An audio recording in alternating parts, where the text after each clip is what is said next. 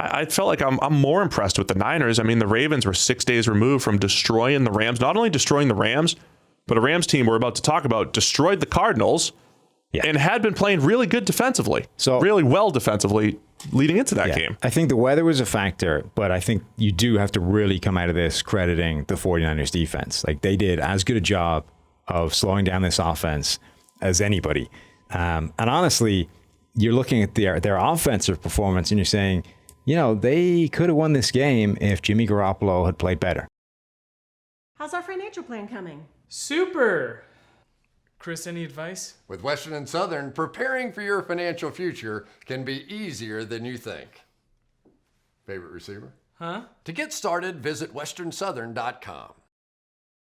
All right, let's get to the game of the week finally. Just because we're going in order here. What do we got? San Francisco 49ers at the Baltimore Ravens. Yeah. A little rainy. Very rainy. I think that kept it a little bit tighter.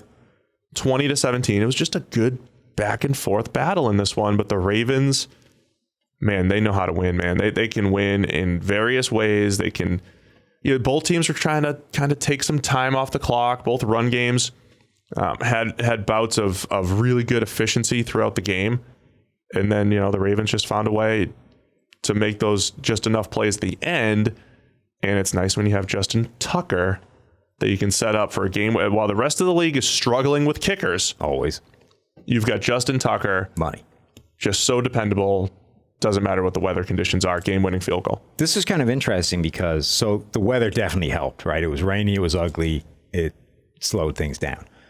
The 49ers actually managed to slow down the Baltimore offense that had looked so unstoppable, in previous weeks. They had been actually wrecking people, including what we thought were elite defenses like the New England Patriots. This Ravens team was just rolling. The 49ers did slow them down.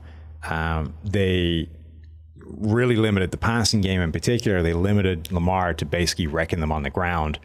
And they were defending the run in a kind of weird way, but they were able to get away with it. Lamar got a bunch of free runs. So that's what I mean. Zone read type stuff. That you would think. So to date, the way teams have defended Lamar is to try and take away the perimeter stuff, right? Like, think back to that Chargers game. It's like, we're going to win with speed and we're going to make sure you can't get to the edge with your speed. The 49ers were actively crashing down on the dive every single time and basically just giving him the edge, essentially forcing him to carry the ball, right? Forcing him to pull the ball on the read and take off. That would seem to me to be the last thing I would want Lamar Jackson doing. But that appeared to be their game plan for whatever reason. And it worked one time because they forced a fumble. Sure. He still ends up with 16 for 101. And even the fumble, that was kind of freaky, right? Like, he'd already made a huge play, and that was a crazy play by a DB in the secondary to essentially tackle and rip the ball at the same time. That's, had that been a play where he'd taken off to the sideline and like 5 guys in pursuit had jumped all over him, I might say, all right, fair enough. That's part of the game plan. This was kind of lucky that one guy made a ridiculously good play after Lamar had actually stung you because of what you gave him. He ends up with 15 carries for 98 yards on designed runs in general. So he had the most designed runs for the Ravens because Mark Ingram had 15 for 59. They did do a good job bottling him up. Did force the fumble on Lamar. It was a little bit more difficult to pass. He missed a couple more throws than he had in recent weeks. I love looking at the playing time splits for the Ravens. Nick Boyle, tight end, 59 snaps. Mark Andrews and Hayden Hurst, 28 and 23 snaps respectively. So 3 tight ends with at least 23 snaps. Just big ol' power football. But I think with the Ravens, it's like when it's 4th and short, they're giving their guys. So we talked all about the analytics and they're going for it on 4th down.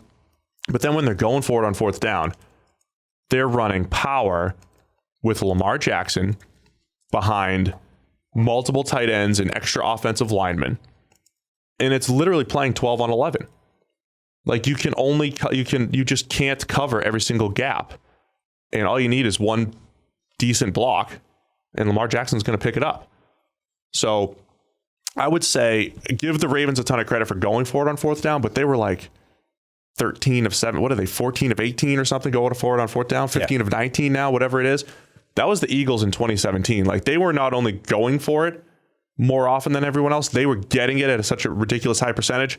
Just something to keep an eye on. Can the Ravens keep that up? That seems like something that needs to regress a little bit, or are they just so good working their personnel and some of that short yardage? Because it's not all short yardage fourth downs either. No, you're helped massively by Lamar being Lamar. His ability to avoid taking direct shots is pretty nuts. Well, that's the thing that makes sorry, I'm interrupting you again. Particularly for a quarterback, right? Right. Like his ability to cut at speed and just go from you were one-on-one with this guy with a decent chance to stop him like immediately to crap, he just cut inside me. The best I can do is ankle tap him now and he'll get 3 yards. Is not so for that fourth down play. It's like they actually had that defended pretty well. Like Lamar's coming left, there's a guy one-on-one with him, and he just sticks a foot in the ground, cuts to his right, and he only needed a yard, right? They had people trying. They had 2 linebackers blown off the ball though too, that were trying to just figure out the alignment because they're going unbalanced. Like, that's the other thing the Ravens are doing: unbalanced, extra offensive linemen, 17 tight ends and fullbacks in there. But in this stuff where it's all just a game of numbers and assignments and making one-on-one matchups, you have a guy that one-on-one is beating his man every single time almost. Sure. And not necessarily beating him in terms of missed tackles, but beating him to the point, beating him to a soft shoulder, right? Making it the difference between I'm running into a brick wall and I'm getting a soft shoulder, meaning I can fall forward 3 yards, which is all I need here. Like Lamar gives you a difference that nobody else has. Like the Panthers had with Cam Newton when he was a viable part of their running game back in the day. Other teams have fractions of, like the Seahawks do a bit of it with Russell Wilson in terms of evening the numbers, but like nobody brings you the same advantage that Lamar does right now in terms of what he's able to do.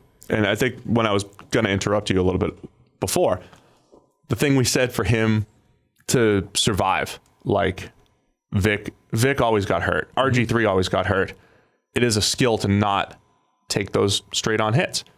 Russell Wilson's good at it. I thought Colin Kaepernick was always good. We always mention these same guys, right?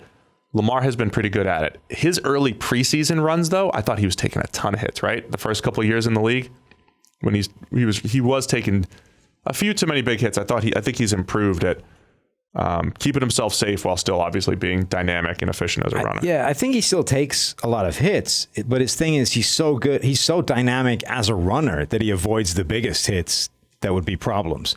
Like he still takes hits that you don't want a quarterback taking, but he's so good at simply being elusive that it's so hard to hit the guy directly. The real sort of bone shuddering impacts that you think you have on him every time he takes off. He just makes a cut and suddenly you're only arm tackling him or just getting a soft shoulder on him. Right.